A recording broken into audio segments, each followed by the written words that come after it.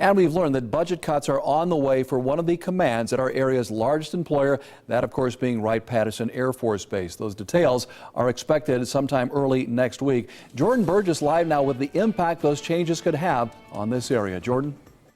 Well, this could be just the beginning. These initial cuts are just small ways to save money. The big budget cuts are set for March if the president and Congress can't reach a deal. In the meantime, you've got a lot of worried people at the base and across the area. A solid foundation. It's an essential part of the construction of this new GE Aviation building in Dayton.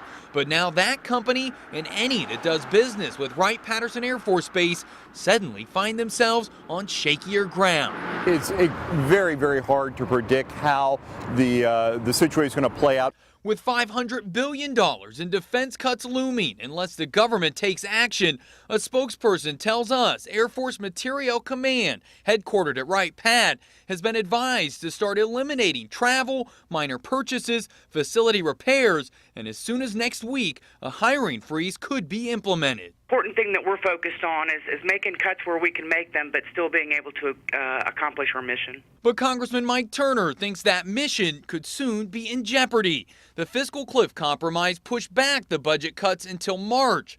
But Turner, who voted against the cuts, says he's not sure if a deal will be reached this time. The threat certainly is imminent, and people need to be aware of it now. That's why an effort has been underway to make sure places like the new GE Aviation building, which will work on electric power systems, aren't just dependent on the base for business. Defense industry may be leveling or decreasing. The commercial aerospace industry is actually increasing to a very large degree.